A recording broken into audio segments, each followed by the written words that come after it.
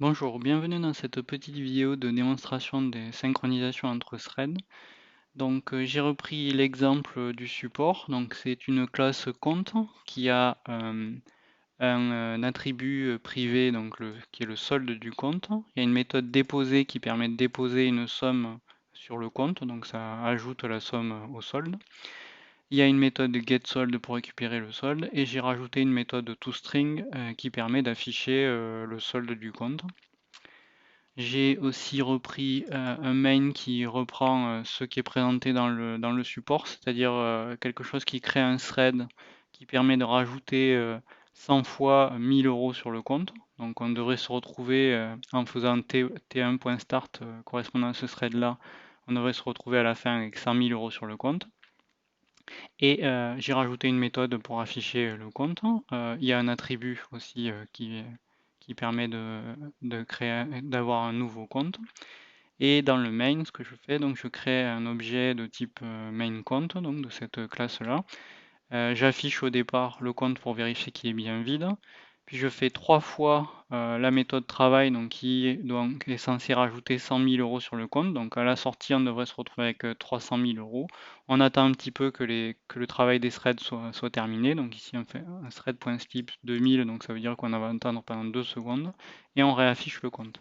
Et si je lance l'exécution, logiquement, on va se retrouver avec 300 000 euros sur le compte. Je peux le relancer autant de fois que je veux.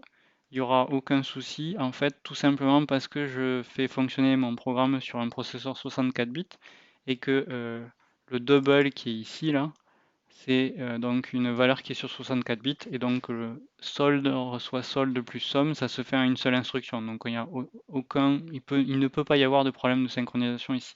Donc ce que je vais faire, c'est comme c'est présenté dans le support, je vais remplacer cette instruction par quelque chose qui est censé être équivalent, mais on va voir que ce n'est pas tout à fait le cas. Donc ce que je fais, c'est que j'ai une variable locale, soldeTemp, dans laquelle je récupère le solde à un instant donné. Je fais un thread.yield pour essayer de désynchroniser, donc de faire passer un autre thread. Et après, je vais rajouter le soldeTemp à la somme qui est en paramètre. Je remets ça dans solde. Et donc, s'il y a une désynchronisation, effectivement, il y a un autre thread qui a lu le solde au même moment que moi. Et donc, là, il risque d'y avoir des problèmes. Il va y avoir des problèmes, en fait.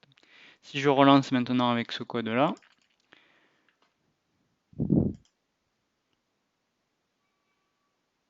voilà, là il y a 234 000 euros, donc on a perdu quand même une somme assez conséquente, et je peux le relancer autant de fois que je veux. Il est très peu probable que je me retrouve avec 300 000 euros. Là, on a perdu encore plus d'argent. Donc si c'est une vraie banque et qu'elle a le compte d'une entreprise qui fait beaucoup de dépôts, donc par exemple une entreprise de commerce en ligne, et qu'à la fin du mois, l'entreprise ne se retrouve pas avec la bonne valeur, évidemment, il va y avoir un souci pour la banque et la banque va faire faillite. Donc, pour s'assurer que ça fonctionne dans tous les cas, ce que je vais faire, c'est que je vais rajouter le mot-clé synchronized sur cette méthode-là. Je vais aussi le rajouter sur les autres méthodes, parce qu'il n'y a pas de raison, il vaut mieux s'assurer que tout va être synchronisé.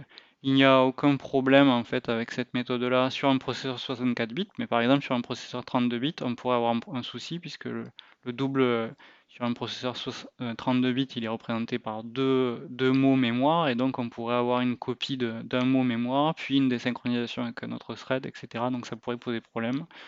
De même ici, quand on va construire la chaîne de caractères, là par contre, que ce soit sur un processeur 64 bits ou non, on pourrait avoir des désynchronisations ici pendant qu'on construit la chaîne de caractères.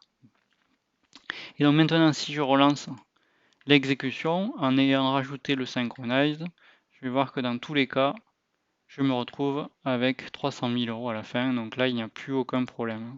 On peut le relancer autant de fois qu'on veut, on aura toujours 300 000 euros. Voilà. Dans la prochaine vidéo, je montrerai en fait le détail, comment ce qui fonctionne en fait en interne.